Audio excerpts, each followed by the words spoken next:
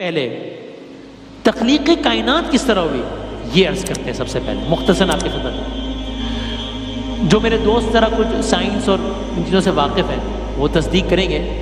سائنسدانوں کی ایک بڑی تعداد ہے جو کہ یہ اوپینین رکھتی ہے، جس کی یہ رائے ہے کہ یہ دنیا آج سے تقریباً 13.5 ارب سال پہلے 13.5 ارب سال پہلے ایک بڑا اوپینین ہے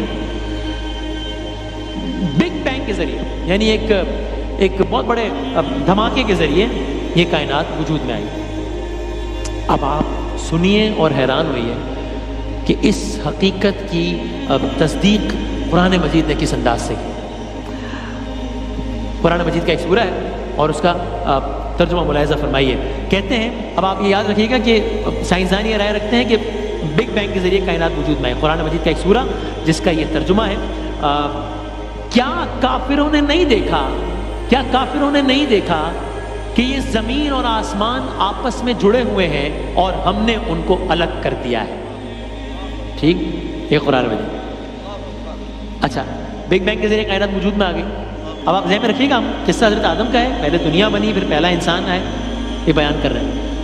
یہ ہو گیا. اب اس کے بعد کائنات کے اگلے مرحلے کے بارے میں سائنس کیا کہتی ہے؟ سائنس یہ کہتی ہے کہ ہائیڈروجن مالیکیولز کے عظیم الشان بادل وجود میں آئے جو پھر دھوئیں کی شکل میں تھے، لیکن اس وقت تک کشش نہیں تھی، گریوٹی نہیں تھی. پھر گریوٹی پیدا ہوئی جس کے نتیجے میں زمین اور آسمان وجود میں آئے. ٹھیک ہے، اب آئیے قرآن مجید سورہ حامیم سجدہ اللہ تعالیٰ بیان کرتا ہے، میں ترجمہ آپ کی خدمت میں عرض کرتا ہوں. پھر وہ آسمان کی طرف متوجہ ہوا اللہ تعالیٰ، ثم استوى الى السماء، پھر وہ آسمان کی طرف متوجہ ہوا اور وہ دھواں تھا. یہ قرآن پڑھو.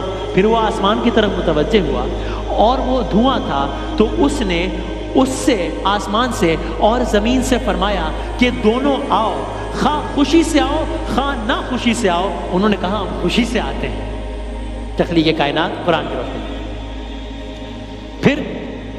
پھر سائنس کہتی ہے کہ جب آسمان وجود میں آ گئے تو آسمان ایک خاص قوت کی وجہ سے مسلسل ایک غبارے کی طرح پھیلنا شروع ہو گئے.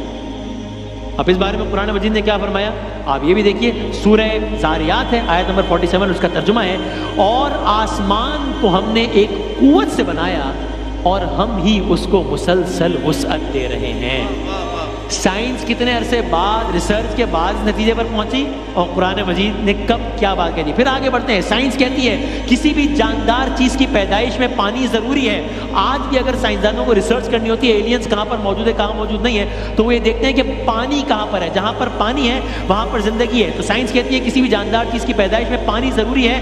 حیرت انگیز طور پر قرآن 1400 سال پہلے اس حقیقت کو سورہ انبیاء کی آیت نمبر 30 میں اس طرح بیان کرتا ہے، جس کا ترجمہ ہے اور ہم نے ہر جاندار کو پانی سے پیدا کیا.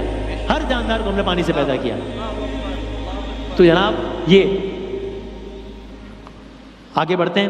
اللہ تعالیٰ نے یہ بڑا انٹرسٹنگ بڑا مزیدار فیکٹ ہے. اللہ تعالیٰ نے مجموعی طور پر اس پوری کائنات کو کتنے دنوں میں بنایا جانتے ہیں آپ؟ قرآن مجید کے مطابق اللہ تعالیٰ نے مجموعی طور پر اس پوری کائنات کو 6 دنوں میں بنایا.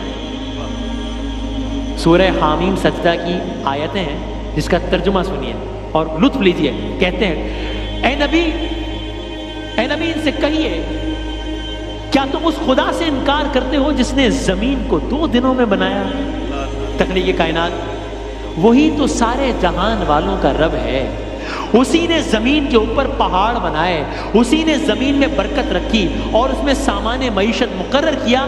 یہ سب کام 4 دن میں ہو گئے. پھر 2 دن میں 7 آسمان بنائے. 2 دن میں 7 آسمان بنائے اور ہر آسمان میں اس کے کام کا حکم بھیجا اور ہم نے آسمان دنیا کو چراغوں سے مزین کیا، یعنی ستاروں سے، اور اسے خوب محفوظ کر دیا. یہ سب کچھ ایک زبردست علیم ہستی کا منصوبہ ہے. 6 دنوں میں تخلیق کائنات قرآن مجید کی روشنی میں.